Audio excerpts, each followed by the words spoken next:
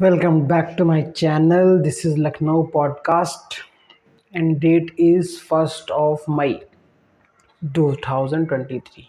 Today Uday Kotak, the biggest banker in India, said on an independent platform that US dollar is the biggest terrorist of all. अब इसका मतलब क्या है? उनका कहना है कि यूएस डॉलर जो है एज अ टेररिस्ट एक्ट कर रहा है। अब टेररिस्ट करते क्या हैं? टेररिस्ट आपके सामान का नुकसान पहुंचा सकते हैं, ब्लड नहीं सॉरी प्रॉपर्टी का कंप्लीट नुकसान कर सकते हैं, बॉम्ब और ये सब करके। तो उनका कहना है कि ये है। अब इसको कौन कौन सपोर्ट करता है ये बात है, ठीक है। ये बात सब मेनली उठी तब से है जब से 600 बिलियन डॉलर्स के रिजर्व्स रशिया के थे और उन लोगों ने सारे के सारे फ्रीज कर दिए। यूएस गवर्नमेंट ने फ्रीज कर दिया। अब 600 बिलियन डॉलर का रिजर्व जो है रशिया जैसी छोटी इकोनॉमी के लिए बहुत बड़ी बात है। रशिया देश बहुत बड़ा है बट इकॉनमी बहुत छोटी है, तो उसके लिए ये बात बहुत बड़ी है। बट उन्होंने कर दिया, उनके पास पावर थे, उन्होंने कर दिया। अब इसके बाद दुबई ने भी, Saudi Arabia as a kingdom ने भी और छोटे छोटे कई देशों ने उसका अल्टरनेटिव ढूंढना शुरू कर दिया है, beginning from China which is our closest and the biggest neighbor, and India too. Why we are doing it? Because we don't know। और जैसे आपके पड़ोसी होते हैं, जैसे आपके पड़ोसी दूर वाले पड़ोसी होते हैं, पड़ोसी चाइना है और दूर वाले पड़ोसी हैं आपके अमेरिका वाले। अब अगर इन दोनों में से किसी एक से लड़ाई हो जाए, चाइना से लड़ाई होगी तो हम लोग बराबरी से लड़ सकते हैं, ठीक है। वो मिसाइल फायर करेंगे तो हम भी मिसाइल फायर करेंगे, ये गेम बराबरी का रहेगा। बट यूएसए के केस में ऐसा नहीं है। यूएसए उठा के आपका सारा बैंकिंग सिस्टम ख़त्म कर देगा, सारा डॉलर रिजर्व जितने मोदी जी लिए बैठे हैं वो सबका सब क्या हो जाएगा? ज़ीरो।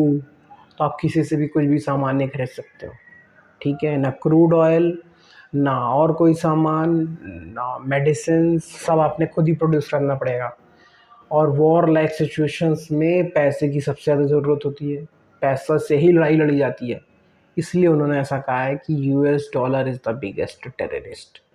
और बहुत सारे कंट्रीज़ ने इसके खिलाफ इंटर कंट्री में भी, जैसे एक कंट्री की दूसरी कंट्री से, और कुछ कुछ ग्रुप्स ने, जैसे ब्रिक्स ग्रुप्स का नाम बार बार आता है, इन लोगों ने जो है एक अलायंस बना लिया है कि हम लोग मिल के जो है अपनी अपनी करेंसी में ट्रेड करेंगे। साउथ अफ्रीका की करेंसी भारत रिसीव करेगा, भारत की करेंसी साउथ अफ्रीका रिसीव करेगा। ब्राज़ील ने यही बोला हुआ है, चाइना बहुत पहले से ये बात कह रहा है। और भारत अभी युआन एक्सेप्ट नहीं कर रहा है, पर अगर भारत ने युआन एक्सेप्ट करना शुरू कर दिया, this will be a sea change. क्योंकि चाइना ने ऑलरेडी डॉलर और युआन में युआन का जो परसेंटेज है वो बढ़ा दिया। It's more than 50% and dollar has come down from the 50% margin. यानी कि युआन से ही सारा सारा डील कर रहा है इस समय चाइना। सिर्फ और अमेरिका छोड़ दिया जाए तो सारे देशों से वो युआन में ट्रीट कर रहा है और लोगों ने उसका पैसा ले एक्सेप्ट करना एज अ करेंसी शुरू कर दिया है। अगर भारत करता है, हालांकि भारत के रिलेशंस अच्छे नहीं हैं चाइना के साथ, बट एज अ पड़ोसी, एज अ सेकेंड अल्टरनेटिव अगर भारत ने किया तो it will be a game changer and dollar will lose its dominance. That will be a very big event. पूरी आईटी इंडस्ट्री अमेरिका और कनाडा और आपके यूरोप पे बेस्ड है। यूरोप का पता नहीं क्या होगा, but Canada America will be at very loss. जितने ये इमिग्रेंट्स दौड़ दौड़ के जा रहे हैं अमेरिका कनाडा, वो क्या करने जा रहे हो? पैसे डॉलर्स में कमाने जा रहे हैं। अगर डॉलर अपनी कीमत ही खो देगा, वो क्या करने जाएंगे वहाँ पे? एंड बहुत सारी चीज़ें बदल जाएंगी। तो एंड ऑफ डॉलर, जिसके लिए सब बड़े बड़े देश कोशिश कर रहे हैं, ताकत लगा रहे हैं, बड़े बड़े इकोनॉमिस्ट ने ये बात कही है। रे डैलियो हैं, वो अमेरिका के हैं, बहुत फेमस हैं, ठीक है। एक अंकित शाह करके हैं, आईआईएम अहमदाबाद के एलुमनाई हैं वो बहुत बोलते रहते हैं उसके बारे में। ये भी यूट्यूब पे अवेलेबल हैं, कम से कम उनके 100 वीडियोज़ होंगे।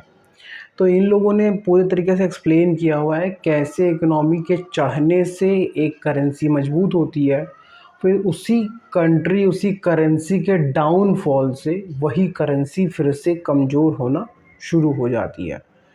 तो ऐसा इन लोग का मानना है, अब सही है कि गलत है वो लोग आप लोग डिसाइड करना। Thank you, this is my blog, bye bye.